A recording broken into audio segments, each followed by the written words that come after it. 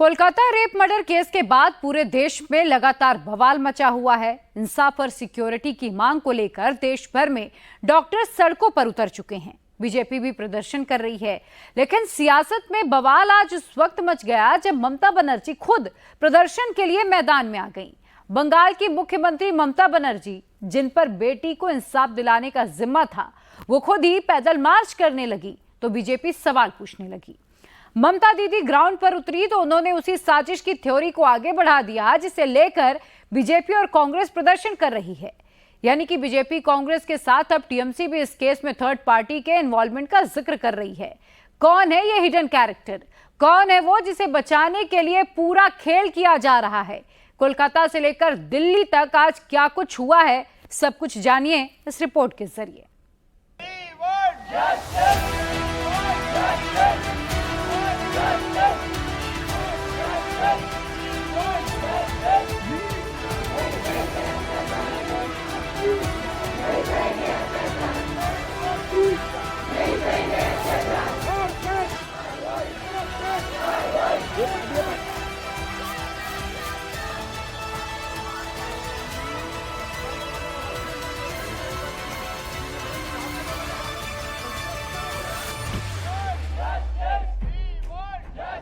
कोलकाता की बेटी को इंसाफ दिलाने के लिए देश भर के डॉक्टर्स सड़क पर उतर चुके हैं। भोपाल, दिल्ली, मुंबई, हैदराबाद, पटना और कोलकाता में डॉक्टर्स प्रोटेस्ट कर रहे हैं। मांग रहे हैं देश की बेटी के लिए इंसाफ, महिलाओं और डॉक्टर्स के लिए सुरक्षा।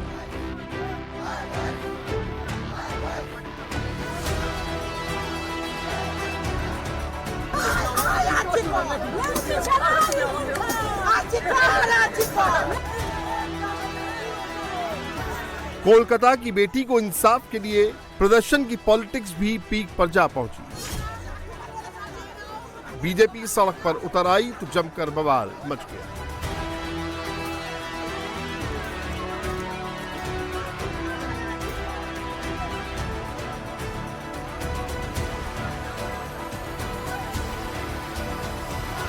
और यहाँ पर भाजपा के प्रदर्शन चल रहे थे, तभी देखा गया है कि काफी भाजपा समर्थकों को यहाँ से उठाकर जबरन उठा के लेके गए हैं। क्या कहना चाहेंगे दीदी? यहाँ जबरन उठा के लेके गए हैं? जी, देखती हूँ मैं, मुझे उठा के लेके जाते हैं कि नहीं। ये आरजी करने वाले मामले पे क्या कहना है आपको दीदी? हाँ, ये ममता बनर्जी किस वजह से यहाँ अपना आंदोलन कर रही है समझ में नहीं आ रहा है। वो खुद स्वास्थ्य मंत्री है, वो खुद पुलिस मंत्री है, तो उनका जिम्मेदारी है सारे इसमें सॉल्व करना। वो ना करके अभी वो नौटंकी कर रही है यहाँ पे। आज पैदल चल रही है, वही तो, उनका नौटंकी की जरूरत क्या है? वो अपना ड्रामाबाजी बंद करके इन्वेस्टिगेशन में पूरी डिपार्टमेंट को मदद करने के लिए बोलना चाहिए। प्रदर्शन करने ममता बनर्जी खुद भी मैदान में आ डटी। साथ में टीएमसी की महिला ब्रिगेड को भी ले आई। आर्जिकल मेडिकल कॉलेज में जो घटना घटी, उस घटना के प्रतिवाद में और जो दोषी है उस दोषी को जल्द से जल्द सजा देने की मांग करके ममता बनर्जी आज रैली कर रही है। मौलाली से शुरू होती हुई ये रैली सीधा डोडीना क्रॉसिंग को जाएगी। जैसे कि देखा जा रहा है, ममता बनर्जी के साथ इस वक्त जितने भी महिला नेत्री है, यानी कि शोषी पाजा से लेकर सायंतिका, इसके बाद काफी राज्य की जितने भी महिला नेत्री है तृणमूल कांग्रेस की, वो सभी शामिल है। लेकिन असल सवाल दरिंदगी केस में छिपे हिडन कैरेक्टर का है। ये छिपा हुआ चेहरा कौन है, जिसकी चर्चा सोशल मीडिया से लेकर सियासत तक सब जगह पर है, जिसकी बात बीजेपी, टीएमसी और कांग्रेस सब कर रहे हैं। आरजीकर के डॉक्टर्स, आरजीकर के इंटर्न्स, वो लोग बोल रहे कोई टीएमसी के अभी प्रेजेंट एमपी है, उनके भतीजा इसमें है और ऑलमोस्ट मेन अक्यूज्ड, और उनके साथ और भी कई जन है। और ये जो मर्डर हुआ है, रेप हुआ है, ये सिर्फ एक रेप नहीं है, इसमें और भी बहुत बड़ा इशू है। ये बोला जा रहा है कि ड्रग रैकेट है, सेक्स रैकेट है, बहुत कुछ है।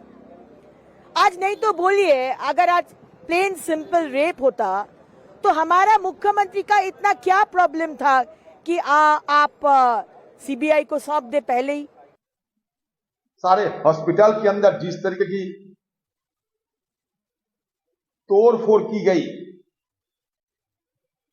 मुझे लगता है ये एक सुनियोजित तरीके से पुलिस की उपस्थिति और पुलिस की मदद से किए गए होंगे।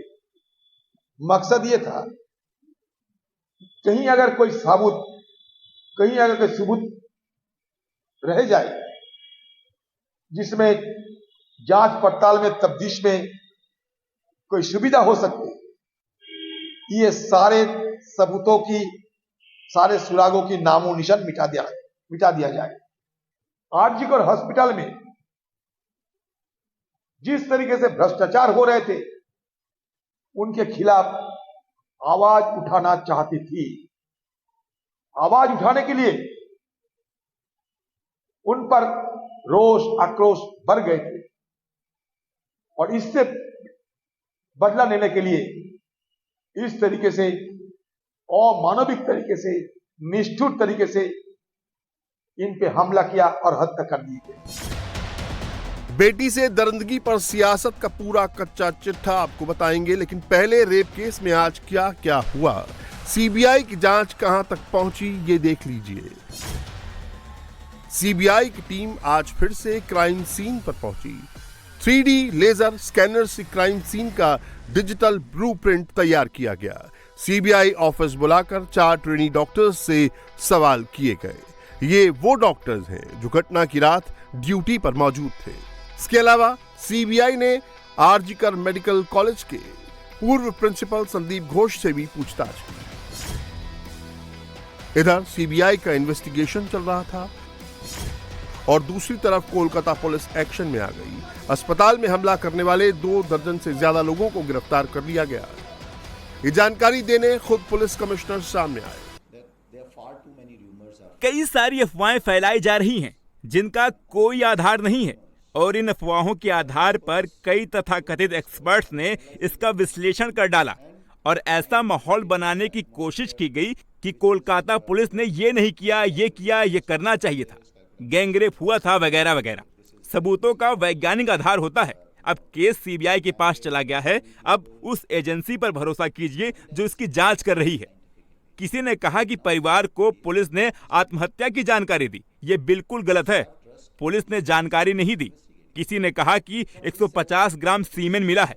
मुझे नहीं पता कि ये सूचनाएं कहां से आ रही। लेकिन असल सवाल ये है कि हमले के पीछे असली मास्टरमाइंड कौन था? हमला करने वालों का किस पार्टी से कनेक्शन है? क्या सबूतों को मिटाने के लिए अटैक किया गया? क्या किसी को बचाने की कोशिश की जा रही है? जिन सवालों के जवाब पुलिस ने नहीं दिए, उनका जवाब देने ममता दीदी खुद सड़क पर उतर आई। हर सवाल पर सियासत का लेप चढ़ाया, राम वाम वाला बयान फिर दोहराया, लेकिन उन्होंने ये भी नहीं बताया कि हमले का स्क्रिप्ट राइटर कौन है। बीजेपी और लेफ्ट पार्टियों के बीच जो नेक्सस है उसका पर्दाफाश करना जरूरी है। आरजीकर हॉस्पिटल में जो तोड़फोड़ और हंगामा हुआ उसके पीछे बीजेपी और वाम दलों का हाथ है। हॉस्पिटल में तोड़फोड़ इसलिए की गई ताकि इस घिनौनी वारदात के सबूत मिटाए जा सकें। ममता बनर्जी राम वाम का जिक्र बार बार कर रही हैं, तो बीजेपी अस्पताल पर हमले के लिए पूरी टीएमसी को घेर रही है। सवाल पुलिस पर खड़े कर रही है और गुंडों को प्रोटेक्ट करने वालों पर भी। डॉक्टर बेटी के साथ दरिंदगी हुई, उस बंगाल में हुआ, उस कलकत्ते में हुआ, जहां एक पत्ता भी नहीं हिलता अभिषेक बनर्जी और ममता बनर्जी के बगैर। लोग सांस भी नहीं लेते। ये वही ममता बनर्जी आज घड़ियालू आंसू बहा रही है। अपराधी को पकड़ तो नहीं पाई, लेकिन रात के अंधेरे में हजारों गुंडों को भेज के सबूत मिटाने की कोशिश की और डॉक्टरों को पीटा और राम को गाली दे रही। राम और वाम को अपनी नाकामियों का सुरक्षा कवच बनाने से बेहतर है कि समाज में सुरक्षा का एहसास पुख्ता एहसास वो कराएं। अभी जो समाज में परसेप्शन है, जो समाज में लोगों की सोच है, वो पश्चिम बंगाल के सरकार के बारे में है कि वो जो अपराधी हैं, जो गुनहगार हैं, जो एंटी नेशनल फोर्सेस हैं, कम्युनल फोर्सेस हैं, उनकी वो प्रोटेक्टर बनी हुई है। तो आप उनके ऐसे लोगों की प्रोटेक्टर अगर बनेंगी और ये एक लोगों में मैसेज होगा, तो निश्चित तौर से उस पर आप किसी और के सर पे ठीकरा फोड़ करके अपनी नाकामियों से नहीं बच सकते। इसलिए हमारा मानना है कि आप बाम और राम पे जो है वो सियासत करने या उसको सुरक्षा कवच बनाने से बेहतर है आप समाज में की सुरक्षा को पुख्ता और मजबूत करने में लगें।